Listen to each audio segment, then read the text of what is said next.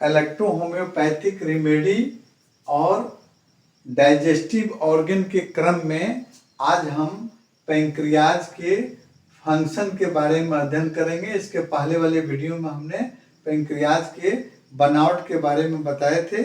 आज हम इसके फंक्शन के बारे में जानते हैं। तो देखिए, पैंक्रियाज में आपको 3 पार्ट हम बताए थे। उसके बॉडी का 3 पार्ट में बटा रहता है। तो तीनों पार्ट से अलग अलग आपको सेल होते हैं और वो उनका अलग अलग कार्य होता है।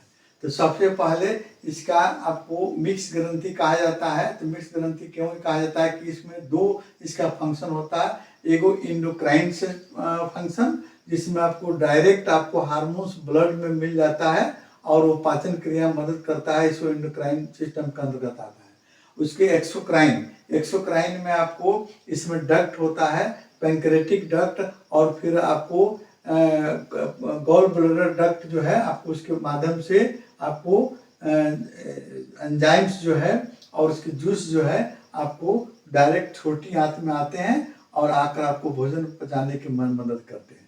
आज हम देखते हैं कि आपको इसके बॉडी वाले पर्सन में एक सेलों का समूह होता है, जिसको आइसोलेट ऑफ लैंगरहैंस है ना, का सेलों का समूह होता है, जिसका आपको खोज आपको लैंगरहैंस नामक वैज्ञानिक द्वारा 1869 ईस्वी में किया गया था। इसका जब हम सेल का कटिंग करते हैं तो उसमें विभिन्न तरह के सेल पाए जाते हैं और उन सेल द्वारा आपको विभिन्न तरह के हार्मोन्स स्रावित किए जाते हैं और वो हार्मोन्स का क्या कार्य है, अभी हम लोग इसको अध्ययन हम करेंगे। तो देखिए, सेल के कटिंग करने के बाद में सबसे पहले इसका आता है आपको एक 4 तरह की सेल इसमें पाए जाते हैं। पहला सेल होता है एक अल्फा सेल 25% होता है। ये आपका ग्लूकागोन नामक हार्मोन स्रावित करता है। ये हमारे शरीर में जो आपको शरीर में ब्लड में ग्लूकोज की मात्रा को नियंत्रित करता है ना। जैसे हम उपवास के क्रम में जब उपवास करते हैं या ज़्यादा दिन से खाना पीना नहीं खाते हैं तो हमारे में शरीर में शक्ति की कमी हो जाती है। उस परिस्थिति में ग्लूकागोन जो हार्मोन्स है क्या करता है, हमारे लीवर में संचित ग्लाइकोजन है ना, ग्लाइकोजन जो आपको ग्लूकोज का एक फॉर्म होता है जो स्टोर रहता है शक्ति के रूप में हमारे लीवर में, इसीलिए लीवर को पावर हाउस भी कहा जाता है। तो उसको ग्लाइकोजन को आपको क्या करता है, कौन आपको ग्लाइकोगोन हार्मोन्स जो है ग्लाइकोजन को ग्लूकोज में कन्वर्ट करके हमको शक्ति प्रदान करता है, अल्फा सेल है ना।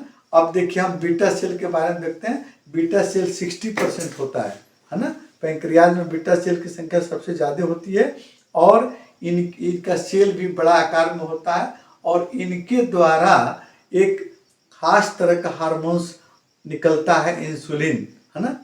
इंसुलिन का नाम आप लोग सुने होइएगा। ये आपको शुगर की बीमारी में इसका बार बार चर्चा चलती है। आज हम देखते हैं कि इंसुलिन का क्या काम क्या है। देखिए, जब हमारे बीटा सेल द्वारा या किसी कारणवश शरीर में आपको ब्लड में इंसुलिन की मात्रा कम हो जाती है ना, बीटा सेल इंसुलिन नहीं स्राव करता है या बीटा सेल डेड हो गया है, इंसुलिन आपको नहीं स्राव हो रहा है, तो जो ग्लूकोज जो ग्लाइकोजन में कन्वर्ट करके लीवर में जमा होना चाहिए वो क्रिया नहीं हो पाती है। यानी इंसुलिन आपको ग्लूकोज को ग्लाइकोजन में कन्वर्ट करके लीवर में नहीं जमा कर पाता है, जिसके चलते हमारे ब्लड में आपको ग्लूकोज की मात्रा बढ़ जाती है, यानी चीनी की मात्रा बढ़ जाती है। इसी को हम लोग आपको शुगर की बीमारी कहते हैं। शुगर की बीमारी हो जाने पर कमजोरी है ना होना, विभिन्न ऑर्गन का डैमेज होना है ना, बहुत सारे आपको कॉम्प्लिकेशन आपको आता है शुगर की बीमारी में। ठीक उसी प्रकार जब इंसुलिन की मात्रा आपके शरीर के ब्लड में और इंसुलिन की मात्रा अगर कम हो जाती है तो वो हो गया आपको शुगर की बीमारी। अगर इंसुलिन की मात्रा अगर ज़्यादा हो गया है ना, तो उसके हिसाब से आपको हमारे शरीर के ब्लड में आपको ग्लूकोज की मात्रा कम हो जाती है ना। इंसुलिन की मात्रा अगर बढ़ गया तो ग्लूकोज की मात्रा कम हो जाती है और एक नया रोग उत्पन्न होता है जिसको हाइपोग्लाइसीमिया कहते हैं। ये लीवर की आपको एक रोग है और इसमें हाइपोग्लाइसेमिया कहते हैं। हाइपोग्लाइसेमिया हो जाने पर आदमी को पसीना अधिक होगा, चक्कर आएगा, कमजोरी बढ़ेगी, है ना, और विभिन्न तरह के और कॉम्प्लिकेशन आते हैं। ये आपको हो गया इंसुलिन का काम। इंसुलिन आपको दो तरह से आपको काम किया, बढ़ गया तो क्या हुआ, घट गया तो क्या हुआ, है ना। अब दूसरा तीसरा सेल इसका आता है आपको, तीसरा सेल आपको आता है डेल्टा सेल, है ना। तो डेल्टा सेल तो आपको पैंक्रियाज में 10% होता है, तो डेल्टा सेल 10% होता है। इसका काम क्या है, ये आपको सोमेटोस्टेनिन नामक हार्मोन आपको बनाता है।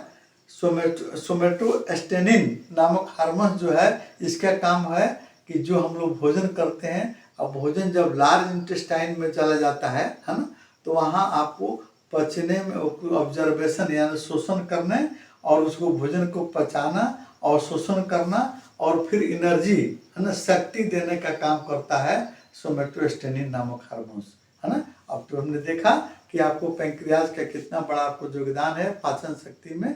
आपको अगर पैंक्रियाज अगर रुष्ट हो जाता है या उसमें किसी तरह की बीमारी हो जाती है तो हमारा पाचन शक्ति, हमारा पाचन क्रिया बिल्कुल गड़बड़ हो जाती है। इसके बाद वाला वीडियो में हम पैंक्रियाज की एक बीमारी जो पैंक्रियाटाइटिस कहते हैं उसके बारे में हम बताएंगे।